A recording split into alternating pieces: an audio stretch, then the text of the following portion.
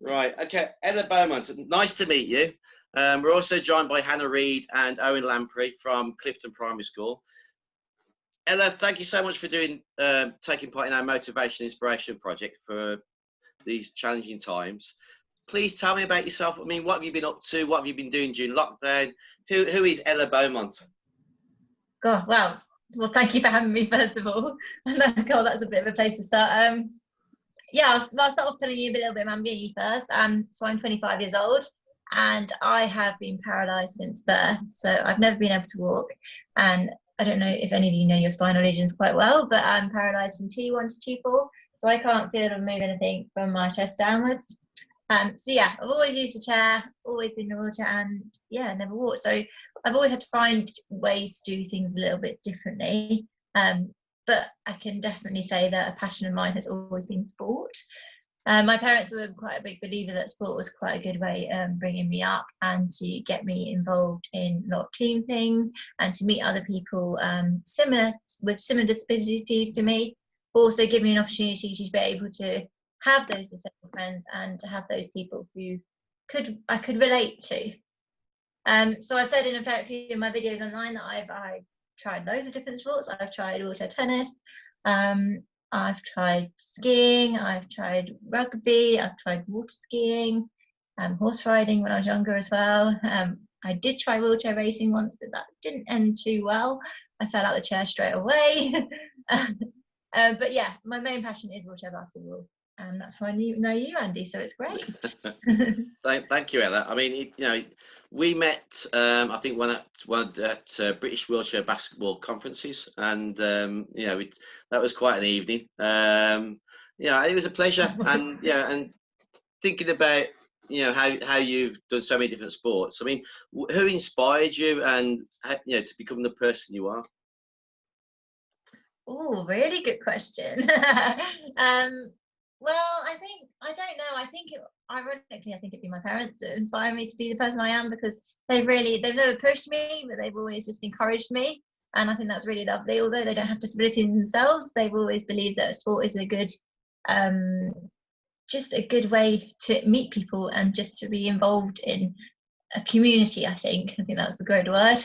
And they always used to love walking into a wheelchair basketball hall because it's a complete madness. Like, you've got wheelchairs everywhere, you've got prosthetic legs just leaning up against the wall, and to be open to that at such a young age, I think that's really good. You've got quite a good awareness of the world then.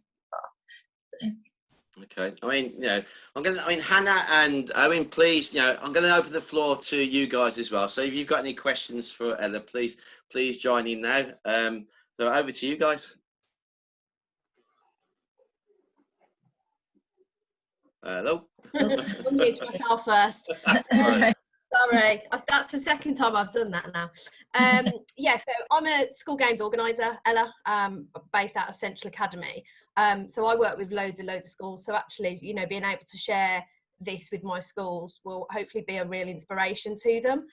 So my question to you is, obviously you have tried a lot of sports, and I don't think you've let your disability get in the way of that. But what was it that made you really pursue the wheelchair basketball? Yeah, really good question. So I did start off playing wheelchair tennis when I was younger, and obviously wheelchair tennis is an individual sport, and I loved it. Don't get me wrong, I really love tennis as a game, and it's really nice to be playing outside in the summer and all that kind of aspect of it. But I think I realised quite early on I wasn't very good at the individual aspect of it. I think mentally I blamed myself for a lot of points when I lost them, and I beat myself quite a lot. So that's why I moved on to wheelchair basketball, and I just went to the local club to try it first, and I absolutely loved the team aspect of it. I think that what made me fall in love with it, really.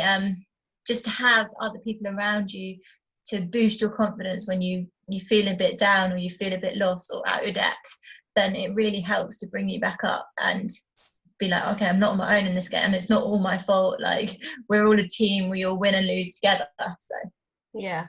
And again, I think with whether you've got a disability or not, I think that's one of the key things that you've got with team sports. So do you so what would you place second then to wheelchair basketball? Oh, interesting. Okay, so I've recently, well, actually in the last few years, it feels like really, really recent, but in the last few years, I've just started playing wheelchair rugby. And I know it's another team sport, but it relates quite closely to wheelchair basketball. But in that, I am the only girl on the team. So I am surrounded by all the lads, and there's quite a lot of camaraderie in it because they're just a lot of banter goes on, really, is all I can say, really. And they just love to bash into each other. So yeah, I think wheelchair rugby is now my close second, and it's definitely a great stress relief from work. So yeah, well, that's great. That is, yeah, definitely a good stress reliever, sport is. So obviously in some of the schools that I work with, there are pupils with disabilities. What would you say to them if they feel that they can't actually do it? I mean, you said that you've had your disability since birth. So what would be your advice if children who think who have got a disability think that they can't do something? I think one thing that I was taught from a very young age and have always learned from very young is that you can always do something. You might not be able to do it in the same way as other people, but you can always adapt it and do it in your own way. Like, you don't have to do it in a conventional way. Like, I think the workouts that I've been doing in isolation have been a really good, like, shown this really well. Yeah, I think that you just have to adapt it to you. Everyone's needs are going to be different. They're not going to be the same. So it's just finding your own way and learning about your body and learning about yourself and what you can and can't achieve. Okay, thank you. Fantastic. No worries. Over to you. Thanks, Anna. That's really, great questions, and really great to see those kind of things that we're interacting with so many different people in this interview now, and talking about obviously what we're mental health week and month this week. Mental health awareness is that this impacts on lockdown as well. So, I mean, Owen, have you got anything to add to that at all? Well, if it's okay, I'll carry on from you. And with the lockdown angle, I've got another few questions as well. But from lockdown, what challenges has that brought you? But then, given your online presence and the great workouts that you've been providing, also what opportunities has that brought for you? Yeah, so I'm a massive gym goer in normal everyday life. Like, I probably go about 3 times a week if I can after work. I just find it the best way for my mental health as well, especially after work, a really stressful day commuting in and out of London. It's just really nice to go to the gym and go on the hand cycle and just blast it all out. So I've really missed that in isolation. Obviously, not being able to go to the gym or go for a push. Like, I can go for a push outside, but it's not as easy as on like a track in the gym. So yeah, I was quite envious when we went into lockdown. I was watching my mum and sister do all these online workouts, like Joe Wicks or like Les Mills, and my sister was doing really tough body combat ones and coming out really sweating like she'd had a really good workout. And that's what I really wanted to do as well. I look really envious at her. So I was looking online to see if there was any other videos that were similar for wheelchair users. And there are some out there, don't get me wrong. I'm not slagging off anyone who has done them, because they are really good, but they just weren't suitable for my needs. So I just decided to give it a go and make my own in lockdown. And I think my aim wasn't to get likes, it wasn't to get shares. My aim was simply just to help as many other people who might have been in the same situation as me, and help them work out at home as well. Because I really do think sport is beneficial for mental health and keeping a fresh head as well. So yeah, that was my main aim. Okay, and they've been brilliant. So thank you very much for all the work that you've been doing. Following on from that, now you've got that sort of online presence and stuff, and in the past, how does it feel to sort of change from being an athlete interested in your own performance to being a role model out there for other people? Yeah, it's very different, and I'm learning about it myself as I go along. But I do feel that my athlete experience in the past will help that. But also I'm quite lucky because I did sports coaching at University of Worcester for a degree. So I've got that background in coaching already, and I am a level 2 wheelchair basketball coach. So I feel that has helped, and it helped me have a bit of background knowledge about physiology and all that. But it has definitely inspired me that after lockdown, I think I might do a personal training course too. So hopefully that will progress me on as well and open more doors for me as well in the future. That's right. Considerably more than I've been doing, unfortunately, in lockdown on a physical basis. So you're making me feel a bit guilty now. Oh, trust me, I've been exhausted some days. Too much. And just following on from that, who have been your role models in sport and parasport? So growing up, obviously I played with quite a lot of the wheelchair basketball women's team. So all those girls who play in the wheelchair basketball women's team are my role models. But specifically, I don't know if you know her, Claire Strange, or she's now called Claire Griffiths. She's a wheelchair basketball player. She's also the same classification as me. She's a one-pointer. So I've always looked up to her, and I met her at quite a young age because she used to play at my basketball club. And so she was always the person that guided me through wheelchair basketball, and with similar disabilities, so she understands what I can and can't do. And so together she helped me work out things about myself, and also gave me advice on everyday life as well, not just in sport. That's absolutely fantastic. I was just wondering, can I parachute somebody else in to ask a question? I've got a young basketball fan here in the house as well. Is that all right, Andy? Just let me unlock it so it's right. There you go. If he wants to come in now, that's fine. Yeah, that's cool. Okay, so we're thinking about basketball being massive at the moment, both in mainstream and then also in para. So my son plays for COB Rockets in Birmingham, but he's also got certain physical disabilities as well that he's working through. So I'd like to ask you, as the Michael Jordan documentary, who are your favourite players from the past and present? Oh, very good. Can that be disabled or able-bodied? Yeah. Oh, very good.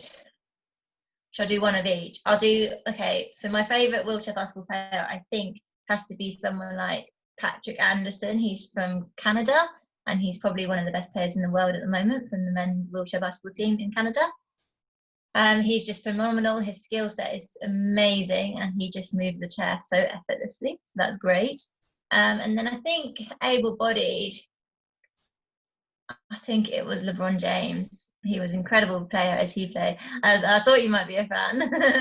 But yeah, he was an incredible able-bodied basketball player, and it was such a joy to watch every time you watched him. Brilliant. Thank you. Thank you very much. It's been a pleasure to speak to you. I'll hand back to Andy. Thanks, Harry. Thanks. Okay. Thinking about obviously your career and everything you've achieved so far. You know, with your online workouts, your wheelchair basketball, your other sports, and carrying the torch for the London 2012 Olympics. What's your fondest achievement or moment that you've achieved so far? What's your greatest thing that you think about? Oh, yeah. So, yeah, like you mentioned, I think the Olympic torch, carrying that was one of my greatest achievements. But also, I actually represented Great Britain in the Under-25 Women's Wheelchair Basketball World Championships in 2011. So that was in Canada, and that was fairly early on in my basketball career. And we had quite a novice team at that point, but something happened and we just gelled really well. So we went out to Canada and we actually ended up winning a bronze medal, which was incredible. But just to represent your country in itself was really good fun. It was really surreal, but fun. I mean, thinking about these kind of events and pushing onto that elitism in playing that performance. What's it like when you're a new athlete being enrolled into that experience? That must be quite daunting. What would you say to especially young people who are carrying on those pathways from school to the next level? What would you say for to embrace that experience? Yeah, like it is incredibly daunting. I remember my first GB camp, and I went, and this, like I said, it was really early on in my basketball career. I believed that I couldn't even play basketball at that point. And yeah, I was at a GB camp with all these girls who were talking about London 2012 at that point, and it was like, oh my goodness, they're talking about Paralympics. Like, why am I here? I can't even play basketball. And my mum texted me throughout the weekend going, how's it going? And I just had to text her back like, I'm fine, but my arms are absolutely exhausted. I think they might fall off any minute. And I've still got like 3 sessions to go today or something. So it was really, really challenging. But I think the thing I'd say most of all is definitely believe in yourself. You can definitely get through it.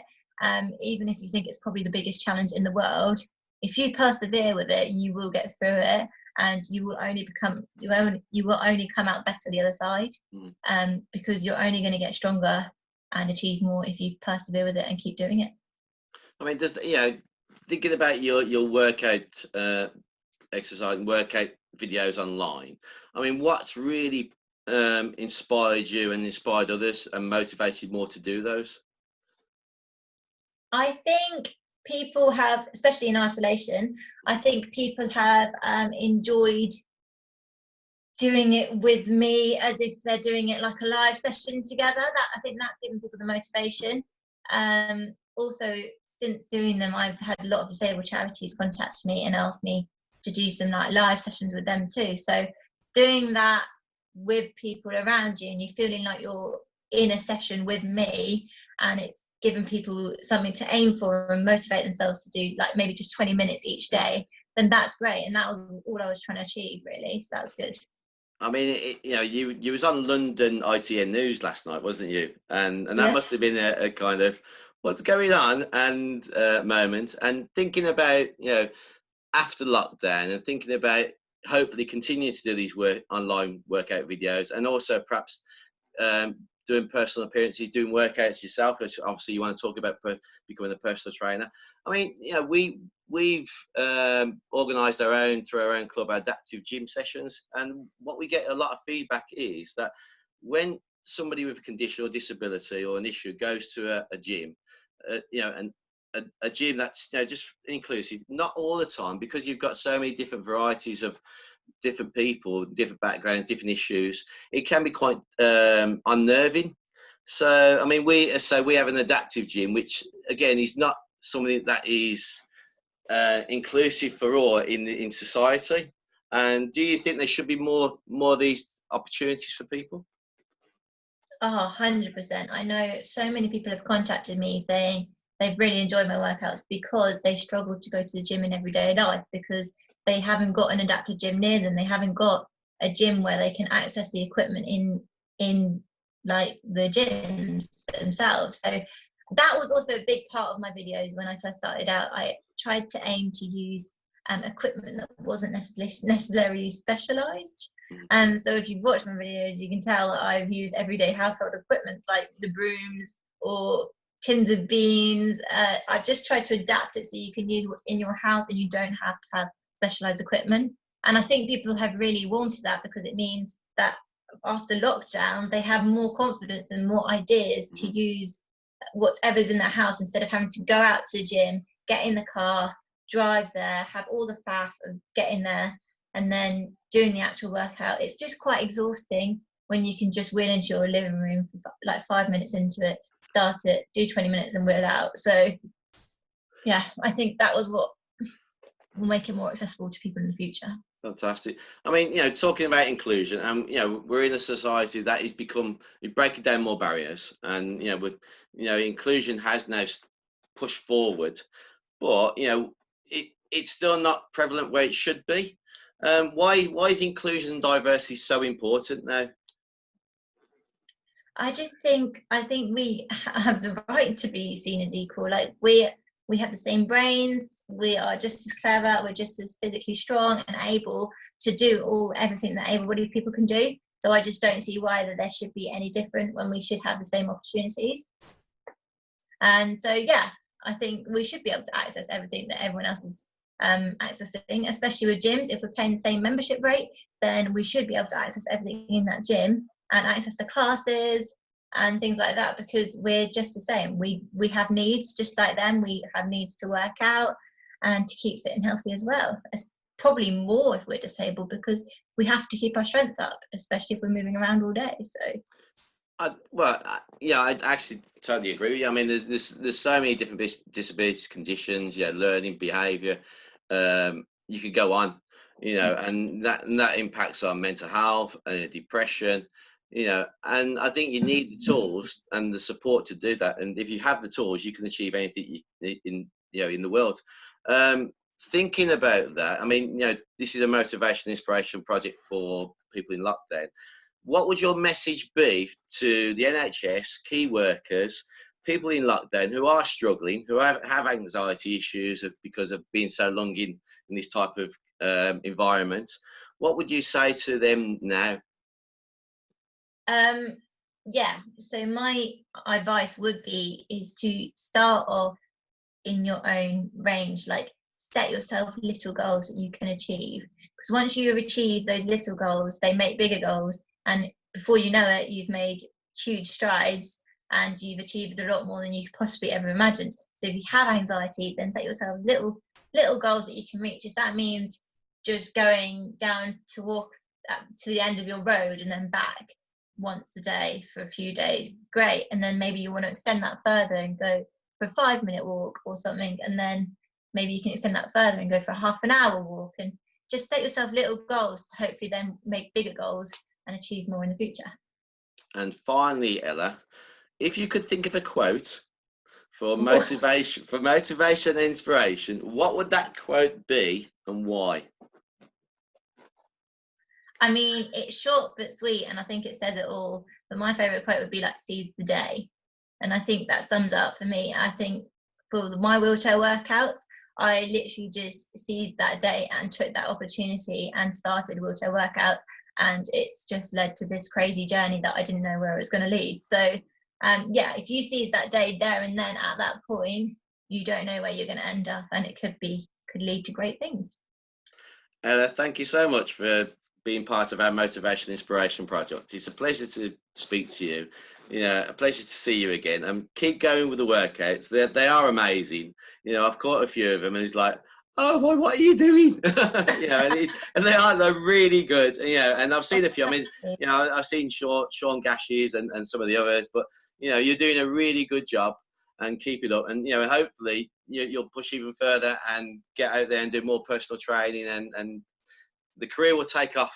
All right, but a pleasure to speak to you. You take care. Thank you very much, and thank you very much for no worries. And thanks, Hannah, and thanks, Owen.